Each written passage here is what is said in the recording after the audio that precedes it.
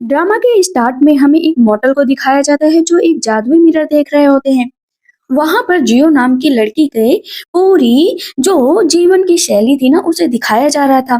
कहते हैं ऊपर वाले की पता नहीं कौन सी इच्छा है, तभी वहां पर जियो आ जाती है। कहती है क्या हुआ मास्टर, इतना परेशान क्यों है, दुखी लग रहा है। कहते क्या सच में मैं चेहरे से दुखी लग रहा हूँ? पता है जियो, मैंने कल्टीवेशन के जरिए बहुत सारी चीजें देखी है। तुम्हारी कल्टीवेशन अभी अधूरी है, तुम्हारी 3 सोल और 7 स्पिरिट अभी इनकम्प्लीट है, तुम्हें उन्हें पूरा करना पड़ेगा। जब तक तुम उन्हें वापस नहीं लाओगी तब तक तुम जो है बार-बार कल्टीवेशन के लिए ह्यूमन वर्ल्ड में जाती रहोगी। कहती है क्या मुझे वहां पर जाना पड़ेगा? कहते हैं हाँ मैंने तुम्हारे बारे में थोड़ा बहुत देखा है। कहती है मास्टर आप तो ह्यूमन लैंग्वेज बोलने लगे हैं। कहते हैं हाँ मैंने तुम्हारी पास्ट लाइफ देखा है जहाँ पर किसी से प्यार हुआ था, लेकिन अभी वो खतरे में है, तुम्हें उसे बचाने जाना पड़ेगा।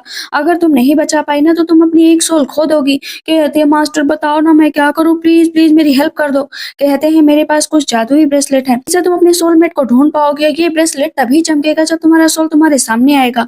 इस ब्रेसलेट के जरिए मैं तुम्हें गाइड भी करता रहूंगा। कहती है अच्छा तो क्या मुझे मिरर के अंदर जाना पड़ेगा? कहते हैं हाँ रियलिटी यही है कि जियो तुम्हें जाना पड़ेगा। कहती है फिर देर किस बात की, मैं तो जा रही हूँ, आप बस प्लीज अपना डिनर कर लेना, मैं जल्द से जल्द वापस आ जाऊंगी। और मिरर के अंदर चली जाती है। मास्टर कहते हैं अरे मैंने तो अभी फिनिश भी नहीं किया। पता चलता है वो आ जाती है 1000 साल पहले, तभी उसका कोई पैर पकड़ लेता है। दोनों एक साथ चिल्लाते हैं भूत। कहती है अरे तुम यहाँ पर कौन हो? वो बेहोश हो जाता है। कहती है तुमने मुझे भूत कहा? मैं गॉड हूँ, गॉड और मुझे भूत कह रहे हो? उसके सर पर मारते हैं, उसकी नाक पर उंगली लगाती। कहती है आधा जिंदा है आधा मर गया है, फिर भी मुझे घोस्ट बोल रहा था। उसका ब्रेसलेट चमकने लगता है। कहती हूँ वाह मेरी स्पिरिट और मेरी सोल मेट यही है, मुझे इसे बचाना पड़ेगा वरना मेरा क्या ही होगा। चलो इस मरते हुए आदमी को बचाती हूँ, लेकिन वो बहुत भारी होता है, वो उठा भी नहीं पा रही होती, बार बार दम लगाती है लेकिन तब भी नहीं उठा पा रही होती। वो प्रिंस होते हैं और जैसे एक बार उठते हैं कहते हैं ये लड़की मेरे लिए कितना कुछ कर रही है, अगर जिंदा बचा तो मैं इसे रिपे जरूर करूंगा, इसी वजह से मुझे मरना नहीं है। फिर वो बेचारी उसे कंधे पर उठा कर लेकर आती है। कहती है अरे इतनी गंदी जगह पर मैं रह रही थी, कोई बात नहीं। वहां पर वो उसे लिटा देती है। तभी ब्रेसलेट से आवाज आती है कि यही तुम्हारा सोलमेट है, इसके जिस दिन मून लाइट होगी तुम्हें इसके साथ नाइट स्पेंड करनी पड़ेगी, तभी तुम अपनी एक स्पिरिट पाओगे। कहती है क्या मतलब ओल्ड मैन, तुम मुझे फंसा रहे हो, मैं स्टूपिड नहीं हूँ। कहते हैं हाँ यही सोल है, एक सोल यही है, तुम्हें अगर वापस आना है तो तुम्हें इसके साथ नाइट स्पेंड करनी ही पड़ेगी, वरना ये भी मर जाएगा और तुम भी किसी काम के नहीं रहोगे। कहती है अच्छा तो ये बात है, चलो अगर ये मेरा है तो सबसे पहले इसके बारे में पता कर लेती हूँ, लेकिन इतना याद रखो कि लिमिट मत क्रॉस करना। पहले उसको किस करती है तो उसे दिखाई देता है कि वो दोनों बचपन के दोस्त थे, दोनों एक दूसरे से झगड़ा भी करते थे लेकिन एक दूसरे के काफी करीब भी थे। कहती है अच्छा बचपन की मेमोरीज है लेकिन अभी पूरी नहीं हुई। वो फिर से किस करती है, पता चलता है कि वो उसको प्यार करती थी और इसी वजह से वो बाहर निकला था। कहती है कि जल्दी से सेफ वापस आना। वहां पर वो कहता है कि तुम मेरा इंतजार करना, जैसे ही दोबारा फूल खिलेंगे मैं फिर से आ जाऊंगा। कहती ओ नो, ये तो चाइल्डहुड फ्रेंड है, बट चलो कोई बात नहीं। जैसे तीसरी बार किस करने चलती है तो वो रोक देता है कि मुझे किस क्यों कर रही हो? कहती मैं करूंगी। कहता है तुम मेरा फायदा उठा रही हो। जियो कहती मैंने तुम्हें बचाया है, फायदा तो उठाऊंगी ही ना। वो एक हाथ रोकता तो दूसरा हाथ पकड़ लेती, दूसरा हाथ तो तीसरा, फिर उसको किस करने चलती। कहती है मारोगे मारोगे मारो। वो उसके सर पे इतने तेज मारता कि वह पर बेहोश हो जाती। तब तक उसकी आंट आ जाती है। कहती है कि बेवकूफ लड़की निकल यहाँ से। आंट जब उन दोनों को ऐसी हालत में देख लेती खुद तेज चिल्लाने लगती है कि तुम दोनों क्या कर रहे हो, किसी आदमी को लेकर आई हो, यहाँ पर रात बिता रहे हो। थप्पड़ मार देती है। कहती शर्म नहीं आ रही है, मैंने तुम्हारी शादी एक जगह पर तय की थी और अब उसका क्या होगा? कहती है ए आंट, इतना जान लो तुम मेरी शादी नहीं कर रही थी, तुम मुझे बेच रही थी। आंट कहती इसको क्या हुआ, ये इतना तेज क्यों बोल रही है, जैसे लगता है बदल गई है। कहती है तो कहती है तुम्हारी शादी कराऊंगी तभी तो मुझे पैसे मिलेंगे, असली चेहरा आकर तुमने मुझे दिखा ही दिया, अभी सबके सामने बताती हूँ। लेकर जाती है, पूरे गांव वालों के सामने चिल्ला रही होती है कि जंगल से एक आदमी लेकर आया, उसके साथ इसने रात बिताई है।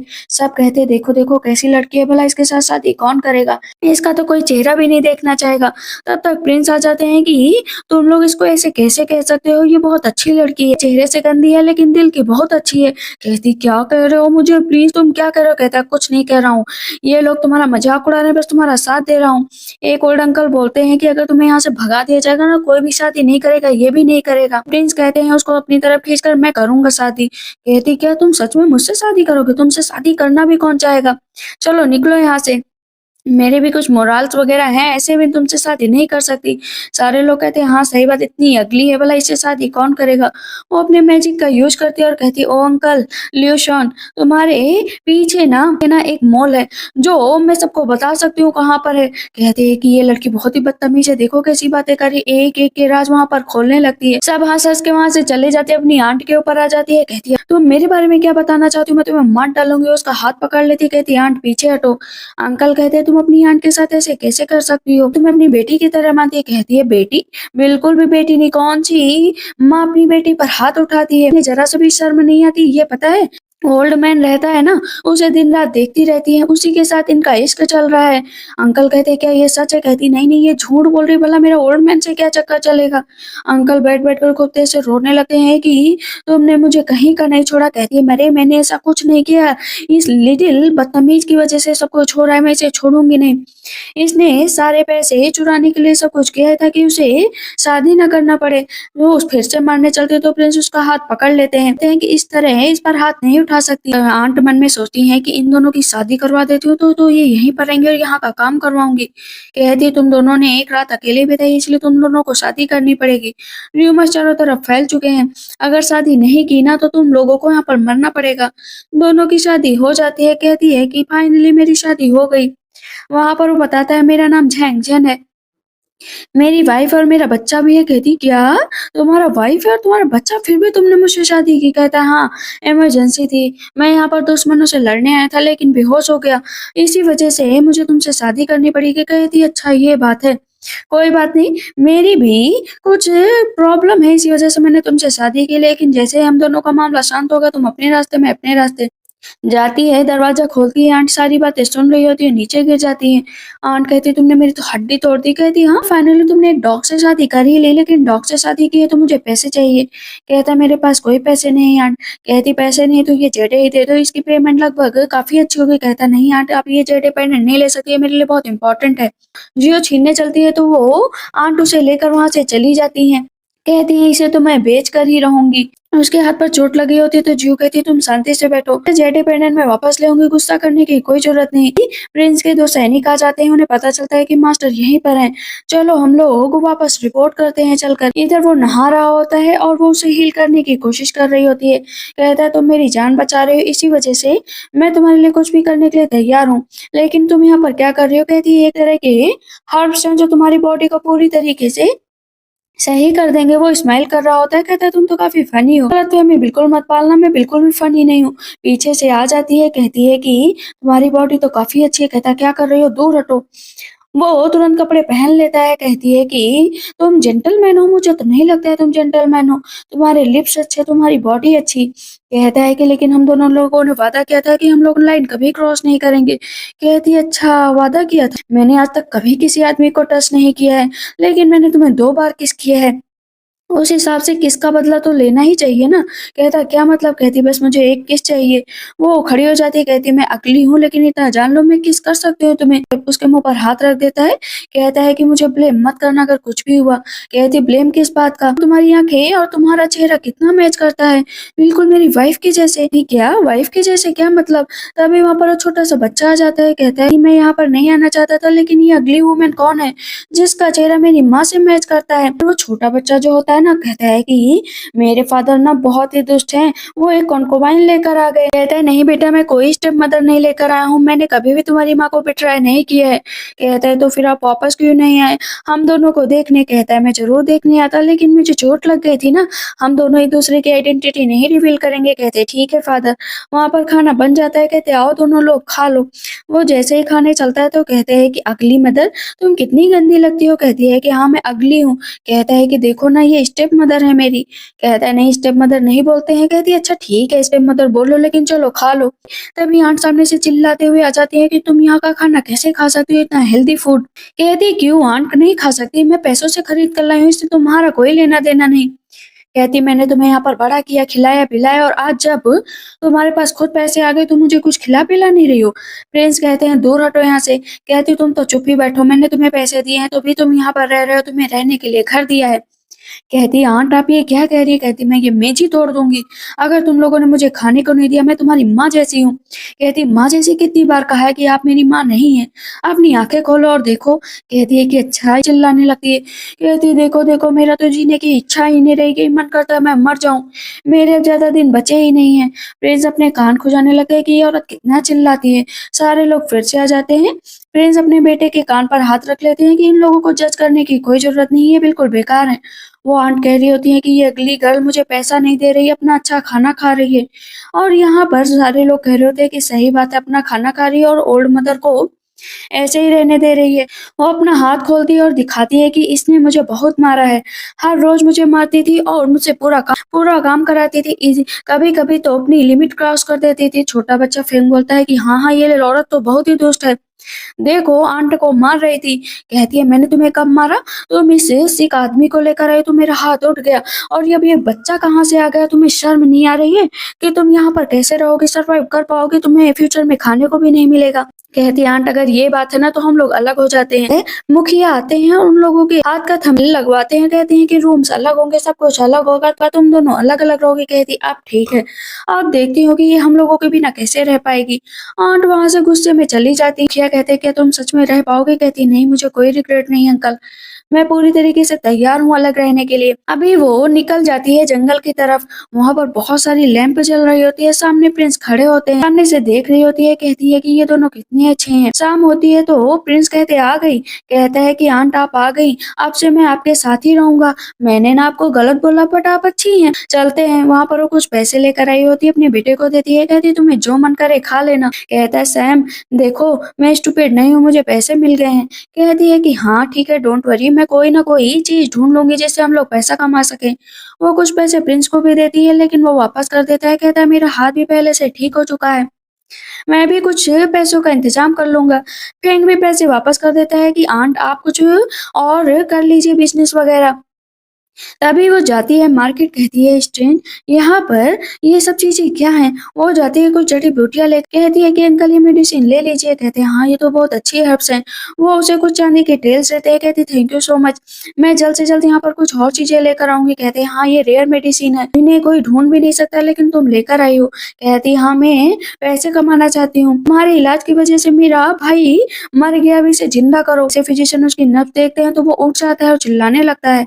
उसके अंदर कोई नेगेटिव एनर्जी होती है, वो उसके ऊपर अपनी पावर का यूज़ करती है, तो उसका भाई उठता है, जियो का गला पकड़ लेता है कि तुमने मेरे भाई को मार डाला। उसका हाथ पकड़कर ना मरोड़ देती है, कहती है तुम्हारा भाई मरा नहीं है, मैं उसे ठीक कर सकती हूँ। कहता है कि कैसे ठीक कर सकती हो लिटिल गर्ल, क्या करोगी बताओ?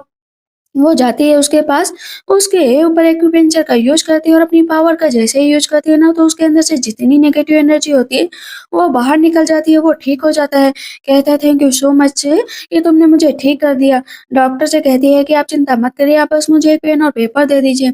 वहाँ पर पेन और पेपर देती है और वो पूरा का पूरा दवाइयों का उनको लिख देती है कि इससे एविल स्पिरिट बाहर हो जाती है। वो लिंजी फ्लावर के ज़रिए ना मेडिसिन तैयार करती है और उसे खा लेती है। उसके चेहरे पर जो घाव का निशान होता है ना, वो ठीक हो जाता है। फिजिशियन कहते हैं तुम तो काफ़ी पावरफुल हो। वापस आती है घर तो प्रिंस कहते तुम्हारे चेहरे का घाव कहाँ गया? कहती है ठीक हो गया। मैंने ना एक वाइल्ड फ्रूट खाया था जिसकी वजह से ये सही हो गया। फिर कहता है आंट आप आ गई, मैंने फाइनली आपको ढूंढ ही लिया, आप बिल्कुल मेरी माँ की जैसी हैं। किसी पेंटिंग में बनी है। कहती कौन सी पेंटिंग? तुम्हें कोई मिस्टेक हुआ होगा। कहते हैं नहीं नहीं माँ, मुझे कोई मिस्टेक नहीं हुआ, सच में मैंने आपको वहीं पर देखा, मेरी माँ गायब हो गई, फिर वो मिली ही नहीं। कहती है ठीक है, इन सब चीज़ों को छोड़ दो, मैं तुम्हारे लिए अच्छा सा खाना बनाती हूँ। वहाँ पर फिंग के लिए कपड़े लेकर आई होती है और प्रिंस के लिए भी कि तुम भी इसे पहन लो। कहता है कि लेकिन क्यों? कहती है कि देखो मैं धीरे-धीरे इंतज़ाम कर रही हूँ, अगर नहीं पहनना है तो वापस कर दो। मीट का टुकड़ा भी लेकर आई होती है, बाहर से आंट सुन रही होती है, कहती है कि ये तो सुंदर हो गई, कपड़े भी लाई है, मीट भी लाई है, मेरे हाथ तो कुछ भी नहीं लगा। यहाँ पर प्रिंस कहते हैं अब मैं जो है शिकार के लिए जा रहा हूँ, तुम यहाँ पर इंतज़ार करो। कहता है माँ मैं आपके पास ही रहूँ क्या? वो अगर अगर सैम बाहर गए हैं। कहती है ठीक है, तुम तो बहुत गुड बॉय हो। शाम हो जाती है, अभी हम देखते हैं कि प्रिंस ना अपने 2 सैनिकों से मिलते हैं। कहते हैं अभी मैं यहीं पर रह रहा हूँ थोड़े दिन के लिए, तुम लोग बीच-बीच में यहाँ पर मिलने के लिए आना।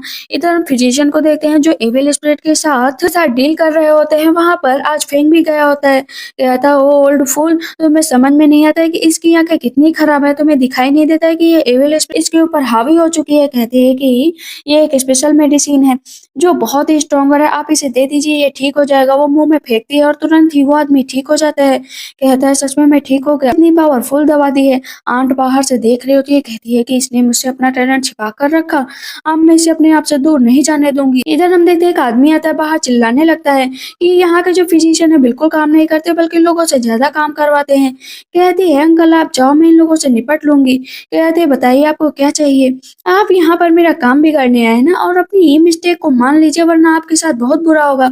आंट आ जाती है, कहती है कि ये बच्चा इसका है, इसने चोरी छुपे ये बच्चा पैदा किया है और झूठ बोला है।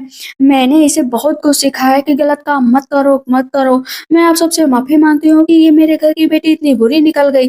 वो आदमी भी कह रहा होता है कि इसे जेल भेज दो क्योंकि इसने बच्चा पैदा किया। तभी वो रास्ते से हट जाती है ना, वो आदमी नीचे गिर जाता है, उसके मुंह से ब्लड निकलने लगता है।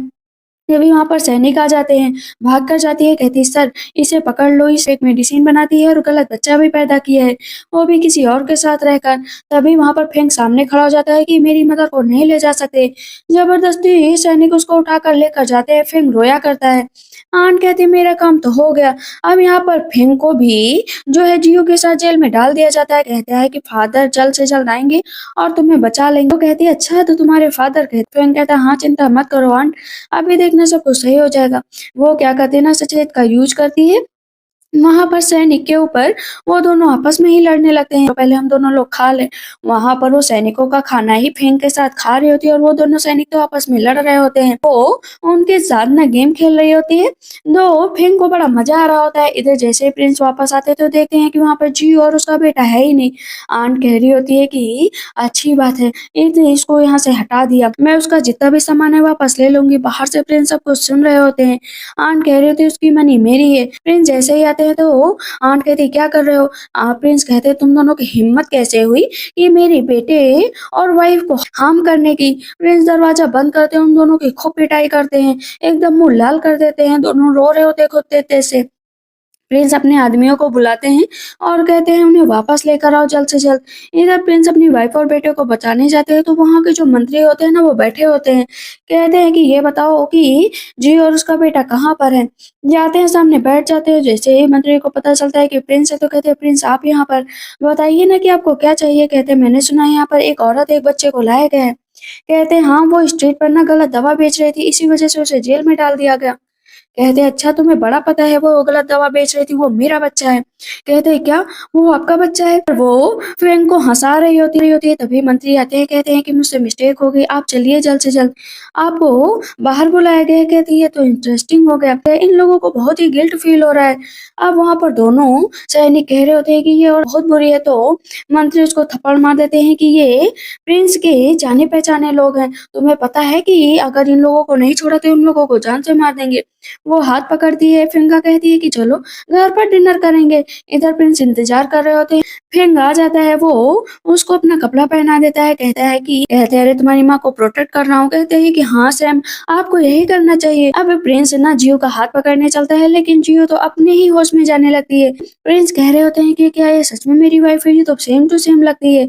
अभी तीनों अंदर जाते हैं, वहां पर आंट उसी के रूम में होती है।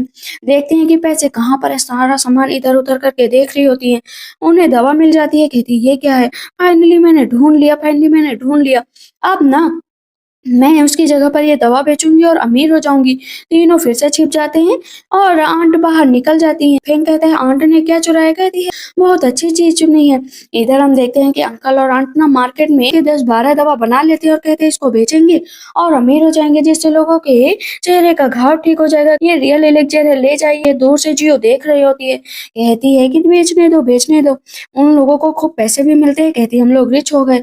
लेकिन इतनी देर में जितने लोग वापस थे ना सब आ जाते हैं और आंट को मारने लगते हैं, इसे जेल में डालो, इसने गलत मेडिसिन बेची। प्रिंस कहते हैं क्या करने की कोशिश कर रही हो। कहती है वो इचिंग की पिल्स थी, इसी वजह से लोगों को दिक्कत हो गई। आंट आती है, कहती है कि वो मेरी दवा नहीं इसकी दवा थी, इसी ने सब कुछ किया है। अब बस जितने लोग थे ना वो जियो से लड़ने लगते हैं। सामने प्रिंस जाने लगता है तो जियो रोक देती है, कहती है कि मैंने लोगों को दवा तो बेची ही नहीं, तो मेरे से क्या लेना देना। जहां तक मुझे पता है कि मैं ऐसी दवा बना ही नहीं सकती, तुम्हारे पास प्रूफ क्या है कि मैंने ये दवा बनाई है।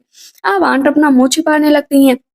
वो उसके ऊपर ना फिर से सचेत लगा देती है। वो सच्चाई बोलने लगती है कि मैंने तो तुम्हारे रूम से चुराई थी, इसी वजह से सबको बेची कि मैं अमीर हो जाऊँ। कहती है कि अच्छा आंट, तो आप अमीर होना चाहती? आंट कहती है मैं सच कैसे बोल रही हूँ, मेरे साथ मेरे मुँह से सच कैसे निकल रहा है? कहती है कि यो फूल गर्ल, तुम प्रेग्नेंट हो गए और तुमने मुझे बताया भी नहीं। कहती है देखो, देखो ये कैसी बातें कर रही है, ये मेरे खिलाफ ना साजिश रच रही है। शुरू से चाहती थी कि मेरे पैसे हड़प ले। जितने भी लोग होते हैं ना आंट को मारने के लिए आगे बढ़ रहे होते हैं कि मैं तुमको छोड़ूंगा नहीं। अंकल तो छिप जाते हैं और आंटी के पीछे सब लोग पड़े रहते हैं। कहती है कि ये मेरे साथ क्या हो गया? तो जितने लोग होते हैं ना आंट को नहीं मारते, सारी वेजिटेबल घर का खाना चुरा ले जाते हैं। वो जेडे भी ले लेती है कि ये मेरे हस्बैंड का है, इसे तुम नहीं ले सकती। वो प्रिंस को दे देती है, कहती है कि आज के बाद से मेरी चीजों को छीनने की कोशिश की ना तो घर भी ले लूंगी तुमसे। फिर से आंट मारने चलती है तो इस पर जियो सामने आ जाती है कि दोबारा मैं नहीं कहूंगी। कहती क्यों नहीं कहोगी, मैं तुम्हें माउंटेन पर भेज दूंगी। कहती क्या मतलब माउंटेन पर? कहती हाँ माउंटेन पर। या नहीं है? कहते कि तुम हो कौन, तुम्हें मुझ पर भरोसा है या नहीं है? वो उसके ऊपर वो सचेत लगा देती है। कहती ये बताओ मेरा नाम क्या है? तुम्हारा नाम यूकी है। मतलब प्रिंस को पहले से पता था कि वो उसकी वाइफ है। असल में वो अपनी खोई हुई वाइफ को ढूंढने के लिए निकला था। कहती अच्छा ये बताओ मैं तुम्हारी फेवरेट पर्सन हूँ? कहता है कि हाँ तुम मेरे फेवरेट पर्सन हो। अब वहां पर दोनों एक दूसरे की तरफ देखने लगती है। कहती है कि देखो, मैं ज्यादा कुछ नहीं जानना चाहती थी, लेकिन क्या करूँ, मुझे तुम्हारे दिल की बात जाननी थी। दोनों एक जगह पर जाते हैं लेकिन अचानक से उसे चक्कर आ जाता है। कुछ पुरानी चीजें दिखाई पड़ती हैं जहां पर पता चलता है कि प्रिंसेस होती है वो उसे माउंटेन पर लेकर गई होती हैं। ये कहकर कि वो उसे एक सीक्रेट बताने वाली है। वहां पर जाती है लेकिन प्रिंसेस तो उसे वहां पर मार देती है, क्योंकि जैंगन से वो शादी करना चाहती थी। कहती है कि तुम मरोगी तभी वो मेरा होगा। इसी वजह से वो उसे पहाड़ों पर लेकर गई, उसके चेहरे को कट किया और उसके चेहरे पर जो एक गहरा निशान था ना, प्रिंसेस की वजह से था। कहती है मुझे कुछ याद आया है, मुझे उस प्रिंसेस से बदला लेना है। वहां पर देखते हैं जियो के ब्रदर जो होते हैं ना अपनी बहन को ढूंढते हुए आ जाते हैं। उन्हें पता चल जाता है कि वो यहीं पर है। कहते हैं मैं तुम्हें जरूर लेकर जाऊंगा, लेकिन तभी प्रिंस ने उससे शादी की है, मैं उसे ऐसे नहीं जाने दूंगा। कहते हैं लेकिन वो जो है मर्चेंट की गर्ल है, उन्हें तो भेजना पड़ेगा। कहते हैं नहीं, इतनी आसानी से नहीं। वो मेरी वाइफ है और भले ही वो फॉरेनर के रूप में वहां पर रह रही है, लेकिन मैं जानता हूँ कि वो मेरी वाइफ है। मैंने उससे दो दो बार शादी की है, तो मैं उसे किसी को ना हर्ट करने दूंगा और ना ही किसी को ले जाने दूंगा। उसे मैं कैपिटल ले जाऊंगा। कैरी जा जाता है। प्रिंस जियो से कहते हैं आ जाओ, तुम भी आ जाओ, लेकिन वो खड़ी होती है। कहती है कि नहीं, ये एक फेक मैरिज है, भला मैं तुम्हारे साथ कैसे जा सकती हूँ? फेक मैरिज नहीं, मैंने तुमसे सीरियस वाली मैरिज की थी, प्लीज आ जाओ। फैंग बुलाता है कि प्लीज माँ आ जाओ ना। तो कहती ठीक है, फैंग बुला रहा है तो जा रही हूँ। सामने से उसका भाई निकलता है और आगे से उसका कैरेज निकल जाता है। मीन्स उसका भाई अपनी बहन को देख ही नहीं पाता। कहती मैं बहुत जल्दी कैपिटल आने वाली हूँ, ब्लड मून का दिन भी आने वाला है, मुझे जो है जैंगजिन के साथ नाइट स्पेंड करनी ही पड़ेगी। फैंग को बहुत भूख लग जाती है, तो वो उसे खिला रहा होता है और जियो से कहता है तुम भी खा लो। वो उसे खिलाने चलता है तो कहती है मैं अपने हाथ से खा लूंगी। वो दोनों एक दूसरे की तरफ देख रहे होते हैं तो कहती है मुझे ऐसे क्यों देख रहे हो, इतने स्माइल क्यों कर रहे हो? कहता है कि तुम्हें ये अच्छा लगा, मुझे मतलब है कि तुम्हें ये केक अच्छा लगा। कहती है हाँ अच्छा है। तुरंत ही उसके गाल को पकड़ता है, उसे किस कर लेता है। कहता है ये स्वीट है। कहती देख नहीं रहे हो कि बच्चा सामने है और तुम मुझे किस कर रहे हो? और फेंग अपनी आंखें छुपा लेता है। कहते हैं कि बच्चा सामने है लेकिन वो जानता है कि तुम मेरी वाइफ हो। कहती है कि क्या मतलब? वो उसे फिर से किस करने लगता है। वहाँ पर उसे पुरानी बातें याद आती हैं कि प्रिंस उससे बहुत ही ज़्यादा प्यार करते थे। वो उससे इतना ज़्यादा प्यार करते थे कि उसके सिवा किसी के बारे में सोच भी नहीं सकते थे। दोनों के दिन बहुत अच्छे गुजर रहे थे। फिर उठ जाता है, कहता है कि फादर आपको याद आ गया कि वो मेरी माँ है। इधर बाहर आते ही जो जियो का ब्रेसलेट होता है चमकने लगता है कि 3 दिनों के बाद नाइट का दिन है, तुम्हें अपनी सोल वापस पानी है तो उसके साथ नाइट स्पेंड करनी ही पड़ेगी। कहती है कि अभी मुझे जो है प्रिंस के साथ रहना ही पड़ेगा, लेकिन प्रिंस भी बाहर से देख लेते हैं उसको। फ्रैंक कहता है कि माँ चलो आ जाओ। प्रिंस उसका हाथ पकड़ते हैं, उसे अंदर लेकर जाते हैं। कहती है कहती फाइनली मैं अमीर हो गई। कहता है हाँ, से आज के बाद से ये तुम्हारा घर है। वहाँ पर दासियाँ खड़ी होती हैं तो प्रिंस कहते हैं आज के बाद से अपनी मास्टर की केयर करना। वो बाहर चले जाते हैं। कहती है कि इसे क्या हुआ, ये इतना स्ट्रेंज बिहेव क्यों कर रहा है? रात हो जाती है, प्रिंस खड़े होते हैं पेड़ के नीचे। फिर वहाँ पर चुयू जाती है, कहती है कि फ्रैंक कहता है देखो ना मदर फादर कितने अच्छे लग रहे हैं। जाती है, कहती है कि क्या हुआ है? वो उसके और करीब जाती है, कहती है इतना सब कुछ सजावट क्यों? वो एक-एक चीज़ को देखती है, उसे बचपन की सारी चीज़ें याद आती हैं और जो उसने उसकी इतनी केयर की थी, उसके साथ हाई फाइव किया था और उसे किस करने की जो कोशिश कर रही होती है। यहाँ पर लेटर में एक-एक चीज़ उसकी फीलिंग को शेयर किया गया था। कहती ये सब क्या है? कहता है मैं तुमसे बहुत प्यार करता हूँ, इसी वजह से मैंने ये सब कुछ किया है तुम्हारे लिए, क्या तुम मेरे साथ ज़िंदगी भर रहना चाहोगी यहाँ पर? कहती है क्या मतलब? फेंग आ जाता है, कहता है मदर प्लीज़ बोल दो ना हाँ, हम लोग साथ में रहेंगे, वैसे भी आपको यहीं पर ज़िंदगी भर रहना है। कहती है कि मैंने कभी रियलाइज़ ही नहीं किया, मैंने कभी ध्यान ही नहीं दिया कि कोई मुझसे इतना प्यार कर सकता है। बट कभी मुझे बुली मत करना, कहता है कभी भी बुली नहीं करूँगा। ये जान लो कि मैं तुम्हारे साथ हमेशा रहना चाहता हूँ। उसके बालों में हेयर पिन लगा देती है, अब से मैं तुम्हारी हुई, वो उसके गले लग जाती है। अभी वो लोग मार्केट जाते हैं, वहाँ पर तरह-तरह के मास्क खरीदते हैं। यहाँ पर क्योंकि प्रिंस को पता चल गया था कि 3 दिन के बाद शायद इमॉर्टल वर्ल्ड लौट जाएगी, इसी वजह से वो किसी भी हालत में जियो को अपने पास रखना चाहते थे। हर तरीके से कोशिश करते हैं कि वो उसके प्यार में आ जाए और कभी भी उसे छोड़कर ना जाए। पर प्रिंस उसको ज़बरदस्ती उठाकर लेकर जाते हैं। कहती क्या कर रहे हैं? कहते हैं कि बस यही सोच लो कि मैं तुम्हारे साथ वक़्त बिताना चाहता हूँ। कहती लेकिन ये सब सही नहीं है, मैं नहीं कर सकती, कम से कम 1 रात का इंतज़ार कर लो। कहते 1 रात का इंतज़ार क्या करना, हम लोग तो शादीशुदा है ना, तो हम लोग कुछ भी कर सकते हैं, मैं ज़्यादा इंतज़ार नहीं कर सकता। वो उसको किस करने लगता है, कहती है कि इतना याद रखो कि नाइट स्पेंड करने के बाद मैं तुम्हें मार भी सकती हूँ। कहता है कि मुझे पता है तुम ब्लड मून का इंतज़ार कर रही हो मेरी सोल लेने के लिए, लेकिन इतना याद रखो कि मैं तुम्हारे साथ बस रहना चाहता हूँ। मुझ पे मुझे अब कंट्रोल नहीं हो रहा है। वो फिर से पीछे कर देती है कि ये इनफ हुआ, क्योंकि तुम अपने आप को सैक्रिफाइस कर रहे हो मेरे लिए और मैं ये नहीं चाहती हूँ। कहता है कि सैक्रिफाइस तो करना ही है। वो हाथ झटक देती है, कहती है कि मुझे सैक्रिफाइस नहीं करना है। आज के बाद से मेरा और तुम्हारा काम खत्म। मैं कल्टीवेशन करने के लिए यहाँ पर आई थी, लेकिन मैं तुम्हारी जान नहीं ले सकती। प्रिंस को वो छोड़कर चली जाती है। कहता है जियो मेरी बात सुनो। नेक्स्ट डे हम देखते हैं कि वहाँ पर एक लड़की को दिखाया जाता है, उसके पेट में अचानक से दर्द होने लगता है। वो कहती क्या हुआ है तुम्हें? पता चलता है कि उसको एक इमॉर्टल वर्ड से बच्चा पैदा होने वाला है। उसकी नब्ज चेक करती है, कहती है कि तुम चिंता मत करो, सब कुछ सही हो जाए, तुम्हारे बच्चे को मैं पैदा करवा सकती हूँ। उसके पास सचेत लगा देती है, कहती तुम्हें कंट्रोल करना पड़ेगा अपने पेन को। वहाँ पर बाकी लोग कह रहे होते हैं कि इस लड़की पर भरोसा मत करो, लेकिन जो वो लेडी होती है कहती है नहीं नहीं प्लीज मुझे तुम दर्द से राहत दिलाओ। उसे कैरेज में लेकर जाती है। प्रिंस कहती है ये क्या हुआ, कहाँ पर गई है, जल्द से जल्द उसे ढूंढो। पता चलता है कि वो मेंशन आ चुकी होती है और वहाँ पर जो लेडी होती है ना, उसको एक बेटा हुआ होता है, इसे रिवॉर्ड दो। जब वो उसको देखती है कहती मिस आप तो वहाँ काफी फेमिलियर लग रही हैं, आपको मैंने पहले कहीं देखा है। कहती कहाँ देखा है? कहती तुम तो श्याओजियो की तरह लग रही हो। कहती श्याओजू? श्याओजू प्रिंस की वाइफ? कहती अच्छा ऐसी बात है क्या, लेकिन मुझे कुछ याद नहीं है। वहाँ पर उसकी याददाश्त जा चुकी होती है, उसे थोड़ी बहुत ही देर याद रहती है। कहती है कि जब मुझे कुछ याद आएगा ना तो मैं आपसे बात करने ज़रूर आऊँगी। तभी वो लेडी कहती है ठीक है, आपको जब भी याद आए तो आप प्राइम मिनिस्टर हाउस आ जाइएगा। अभी वो बैठ जाती है, उस लेडी को भी बहुत चक्कर आने लगता है, तो वो उसके अंदर से एविल स्पिरिट को हटाती है। कहती है आपके अंदर एविल स्पिरिट हाई हो रहा है और आपको चक्कर भी आ रहा है, इसी वजह से आप अपना ध्यान रखिएगा। कहती है ठीक है मैं ध्यान रखूंगी, लेकिन आप बीच-बीच में मेरे चेक करने के लिए आते रहिएगा। कहती है हाँ दूसरे लोगों से बचकर रहिए, क्योंकि तुम्हें कोई फंसा रहा है। पता चलता है जो प्रिंसेस होती है ना मिरर देख रही होती है। कहती मुझे पुरानी बातें हर रोज याद आती हैं, मुझे वो जियो याद आती है, मैंने जिस तरह से उसे मारा था वो भी याद आता है। मैं उसे लेसन सिखाना चाहती थी, लेकिन अभी पता नहीं क्या हुआ है। वो उसका हाथ पकड़ती है। यहाँ पर प्रिंसेस की तबीयत ठीक नहीं होती है। जियो की मुलाकात ना प्रिंसेस से हो जाती है, दोनों आमने सामने होती है। कहती है कि मदर आप इस लेडी से दूर रहो, ये बहुत ही बेकार है। कहती कैसे दूर रहो, इसने मुझे ठीक किया है। कहती है लेकिन ये एक सर्वेंट गर्ल है, भले ही इसने प्रिंस से शादी कर ली, लेकिन ये किसी काम की नहीं है। कहती है कि ये काम की है क्योंकि इसने प्रिंस से शादी की है, और तुम्हें इतनी क्यों जलन हो रही है? कहती माफ करिएगा मदर, मैं यहाँ से जा रही हूँ। कहती है ठीक है, और ये बाहर निकलती है। कहती है कि तुम्हें क्या लगता है कि तुमने जो मेरे साथ किया है उसके बाद मैं तुम्हें छोड़ दूंगी? प्रिंसेस को गुस्सा आ जाता है, वो जियो को मारने चलती तो अपना रास्ते से हट जाती, प्रिंसेस नीचे गिर जाती है।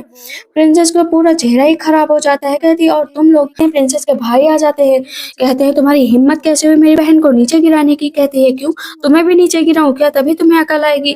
तुम्हारी बहन ने जो किया ना उसके बाद से तुम्हें अपनी बहन की चिंता करनी चाहिए। वो धक्का देकर चली जाती है। फिर हम देखते हैं जियो बैठी होती है, कहती है मैं क्या करूं, मुझे अपने वर्ल्ड वापस भी जाना है, लेकिन यहाँ की भी मुझे चिंता हो रही। डेस्टिनी आखिर कहने की कोशिश क्या कर रही है, कोई है जो इन सब चीजों के बीच में आ रहा है? हाँ पक्का मेरी याददाश्त ही है जो जा चुकी है। कोई बात नहीं, पहले मुझे पता लगाना पड़ेगा मैं यहाँ पर आई कैसे। वो फिर से प्राइम मिनिस्टर हाउस जाती है। वहाँ पर लेडी बहुत खुश होती है, उसको खाने के लिए तरह तरह की चीजें देती है। जैसे वो खाती है ना, उसे फिर से जो है प्रिंस की याद आ जाती है कि उसे प्रिंस ने किस किया था। वहाँ पर प्राइम मिनिस्टर की वाइफ कहती क्या हुआ तुम्हें? कहती कुछ नहीं बस ऐसे ही। फिर से उन्हें चक्कर आने लगता है। कहती क्या हुआ मैम? आपको बताइए ना क्या हुआ मिस? वो उसके सर को दबाने लगती है। कहती है पुराना पेन है धीरे-धीरे जाएगा। तब यहाँ पर प्रिंसेस आ जाती है। बैठकर माफ़ी माँगने लगती है कि मैंने तुम्हारे साथ जो किया मुझे माफ़ कर दो। कहती कोई बात नहीं, माफ़ी किस बात की? वहाँ पर प्राइम मिनिस्टर की वाइफ कहती है दोबारा यहाँ पर दिखाई मत देना। तुमने माफ़ी माँग ली है ना जियो से यही बहुत है। चलो जो है चाय सर्व करो जियो को। लेकिन वो चाय नहीं पकड़ती, उसके हाथ से चाय नीचे गिर जाती। कहती मैं तुमसे माफी मांग तो रही हूँ। जियो कहती लेकिन मैं तो तुम्हें नहीं माफ करने वाली हूँ। तुमने इतने सालों में मेरे साथ जो किया उसको मैं कैसे भूल सकती हूँ? हाँ मुझे ज्यादा तो याद नहीं है लेकिन मुझे इतना याद आया कि तुम्ही ने मुझे खाई से गिराया था। वो उसकी आंखों की तरफ देखने लगती है। यहाँ पर पता चलता है कि जो प्रिंसेस होती है ना वही प्राइम मिनिस्टर की आंखों में आंखें डालकर ना उन्हें भ्रमित किया करती थी अपनी जादुई ताकत के द्वारा। वो उसके सामने खड़ी हो जाती है कि आज के बाद तुम प्राइम मिनिस्टर की वाइफ का कुछ नहीं कर पाओगी। क्योंकि जो प्रिंसेस थी ना वो प्राइम मिनिस्टर की वाइफ को हमेशा ही भड़काती रहती थी। अब वो क्योंकि बीच में जियो खड़ी थी तो वो कुछ नहीं कर पाती, चली जाती है। खड़ी होती है तभी जो दासी होती है ना वो देख लेती है कि उसके गले पर ना फ्लावर का निशान बना है। प्राइम मिनिस्टर की बेटी भी बचपन में खो गई थी लेकिन वो मिल गई क्योंकि फ्लावर का निशान देखा वो बिल्कुल मेरी बेटी के जैसे है। अब मैं श्योर हूँ कि वो मेरी बेटी है, चलो ना उसे जल्द से जल्द वापस लाते हैं। प्राइम मिनिस्टर भी कहते हैं अगर वो मेरी बेटी है तो मैं जरूर लेकर आऊंगा। इधर क्या करते हैं ना प्रिंसेस जियो को लेकर जाती है सबके बीच में। यहाँ पर उसकी बेइज्जती कर रही होती है। जियो कहती है उफ मुझे कितनी बदबू आ रही है, लगता है कि किसी को जलन हो रही है। तो ये कहे प्रिंसेस तुम्हें तो जलन नहीं हो रही, हर बार मुझे हर्ट करने का सोचती हो। कहती है कि भला मुझे जलन क्यों होगी, मुझे तुमसे कोई लेना देना नहीं। प्राइम मिनिस्टर उठते हैं और वहां पर प्रिंसेस के भाई को थप्पड़ मार देते हैं कि इस तरह तुम यहाँ पर जियो का मजाक नहीं उड़ा सकते हो, आज के बाद जियो से अच्छे से बात करना। यहाँ पर प्रिंसेस चली जाती है गुस्सा करके कि आप ना बस इन्हीं का फेवर लेती है। तभी वहां पर मेडिसिन आ जाती है। जैसे वो मेडिसिन पीती है तो बहुत कड़वी होती है। यहाँ पर फिजिशियन कहते हैं कि डोंट वरी ये मेडिसिन ले रहे हैं नेचुरली, ये बहुत जल्दी ही ठीक हो जाएंगी। प्राइम मिनिस्टर की माँ कहती है तुम मेरी बेटी हो, मैंने तुम्हें से कभी नहीं बताया लेकिन आज फाइनली मैंने तुम्हें ढूंढ लिया।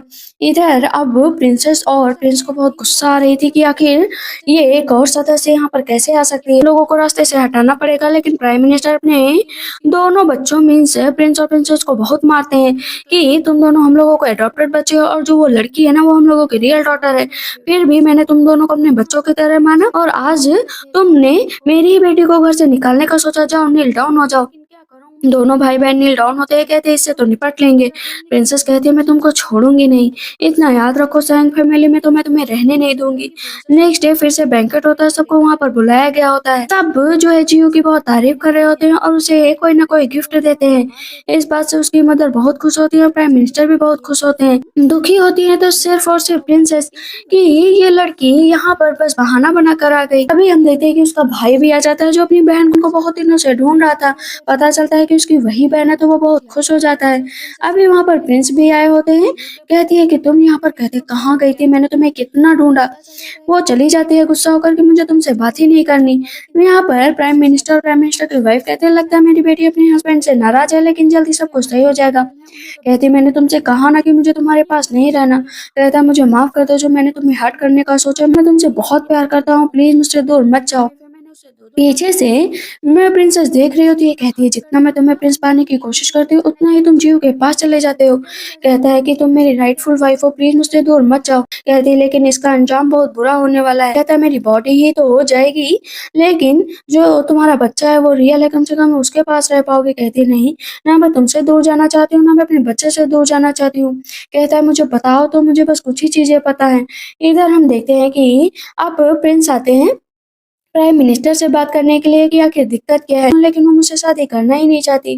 प्राइम मिनिस्टर कहते हैं ठीक है थोड़े दिनों की बात है, वो जल्द से जल्द सही हो जाएगी तो मैं उसे आपके पास भेज दूंगा।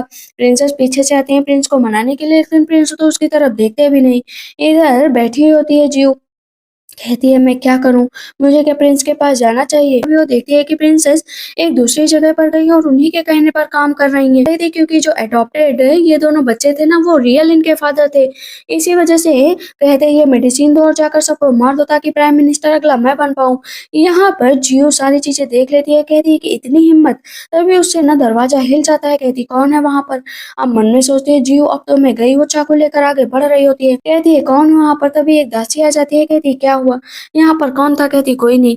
इधर हम प्रिंस को देखते हैं जहाँ पर प्रिंसेस जाती है, कहती है मुझे तुमसे बात करनी है, लेकिन जियो आकर रोक देती है, कहती है मुझे तुमसे अकेले में बात करनी है। प्रिंसेस कहती है सिस्टर बात बाद में करना। इधर वो बैठी होती है और प्रिंस को भी साथ में बैठाती है। चलो तुम लोग ये ड्रिंक कर लो। तो कहती है तो काफी अच्छी तुमने बनाई है। कहती हाँ सिस्टर तुम टेस्ट नहीं करना चाहोगी? वो टी उठाने चलती है लेकिन नीचे गिर जाती है, कहती है कितनी गर्म है। यहाँ पर प्रिंसेस चिल्लाने लगती है कि तुमने क्यों गिराया। तब यहाँ पर सैनिक आ जाता है कि प्रिंसेस आपको चलना पड़ेगा। कहती है कि तुम पागल हो के उस चाय को क्यों छुआ? अगर तुम्हें कुछ हो जाता तो? प्रिंस कहते हैं इतना याद रखो कि मैं तुम्हें कुछ भी नहीं होने दे सकता, मैं बस तुम्हारे साथ ही रहूंगा। बस एविडेंस जुटा रहा हूँ ताकि इसने जो तुम्हें ऊपर से धक्का दिया था ना, मैं इसे कड़ी सजा दिलवा पाऊँ। कहती है कि सजा दिलवाने का टाइम आ गया है। अभी यहाँ पर प्रिंस और जियो आपस में जो है एक रणनीति बनाते हैं। आदमी को पकड़ लेते हैं, कहते हैं कि ये बताओ क्या तुम्हारी रियल डॉटर वो प्रिंसेस है? अगर तुमने नहीं बताया कि तुम सबको यहाँ पर जान से मार दिया जाएगा। वहां पर वो सच को बोलने से मना कर देते हैं तो बाकी फैमिलीज को मार दिया जाता है, सिर्फ उस बुढ़े आदमी को छोड़ा जाता है। इधर प्रिंसेस बैठी हुई होती है और कहती मुझे एक ग्लास पानी दे दो, लेकिन कोई भी पानी देने नहीं आता है। तो पता चलता है ना वो जो प्रिंसेस है वो नेगेटिव एनर्जी उनके अंदर बहुत ज्यादा थी। जैसे भी जियो जाती है तो दोनों के बीच लड़ाई होने लगती है। कहते हैं तुम्हारा काला चिट्टा सबके सामने आ गया है। मुझे पता है कि तुम अपने रियल फादर के जरिए सबको यहाँ पर मरवाना चाहती थी, लेकिन हमारा गेम तो यहाँ से वैसे भी फेल हो चुका है। ना तुम कभी क्राउन प्रिंसेस बन पाओगी, ना ही तुम्हारे फादर कभी प्राइम मिनिस्टर बन पाएंगे। अब यहाँ पर शादी का रिश्ता लेकर प्राइम मिनिस्टर ना जियो के घर पहुंच जाते हैं कि मुझे थर्ड टाइम तुम्हारी बेटी से शादी करनी है। कहती है ठीक है मैं शादी करने के लिए तैयार हूँ। वहाँ पर जो उसने मून नाइट के दिन नाइट स्पेंड करना था ना, वो उसने फैसला ही कैंसिल कर दिया कि मून नाइट के दिन ना ही हम नाइट स्पेंड करेंगे, ना ही मैं अपने वर्ल्ड में जाऊंगी, बाकी हर दिन मैं खुशी से रहूंगी। उसके इस फैसले की वजह से दोनों की शादी होने लगती है। उसको बाहों में उठा कर लेकर जाता है। कहते हैं देखो मून नाइट की रात बस मुझसे दूर रहना। कहते हैं हाँ ठीक है मैं तुमसे दूर रहूंगा, लेकिन बाकी दिन तो दूर नहीं रह सकता ना, बस तुम मेरे साथ जिंदगी भर रहने का वादा करो। कहती है ठीक है रहूंगी जिंदगी भर। दोनों ड्रिंक करते हैं, वहाँ पर इमोर्टल आ जाते हैं। कहते हैं क्या तुम यहाँ पर नहीं आना चाहती क्या? क्या तुम्हें वो वर्ड इतना पसंद आ गया? कहती हाँ वर्ड तो बहुत पसंद आ गया, प्रिंस मेरे साथ इतने अच्छे हैं, उन्होंने मेरे लिए इतना कुछ सेक्रीफाइस किया। कहते हैं ठीक है जल्द से जल्द ट्रिब्यूलेशन होगा तब आ जाना, कि नेक्स्ट लाइफ में तुम्हें और भी चांस मिलेंगे प्रिंस के साथ रहने के लिए। तभी पीछे से प्रिंस आ जाते तो वो मिरर को बंद कर देती है। प्रिंस कहते क्या कर रही थी? ये मिरर मुझे कुछ अजीब टाइप का लगता है। कहती कुछ नहीं बस मिरर से बातें कर रही थी। ये मेरा पास्ट कैसा भी रहा हो लेकिन मेरा प्रेजेंट बहुत अच्छा है। हाँ सही बात है। वो दोनों एक दूसरे को किस करते हैं और इसी के साथ इस ड्रामा की एंडिंग होती है। तो आप लोग को ये ड्रामा कैसा लगा मुझे कमेंट सेक्शन में जरूर बताइएगा। तब तक के लिए बाय बाय, टेक केयर।